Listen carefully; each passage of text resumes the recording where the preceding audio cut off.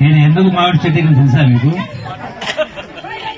నేను వినండి, నేను ఎందుకు మామిడి బాయ్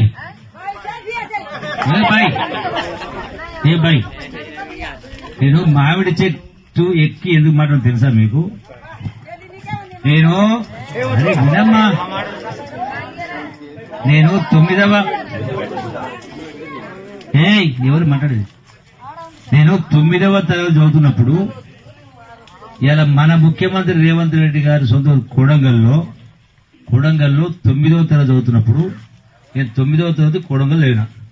మా అన్న డాక్టర్ పని చేస్తుండే, ఆయన ఎక్కడ తీసుకోపోతే అక్కడ ఆడిపోయి చదువుకునేది.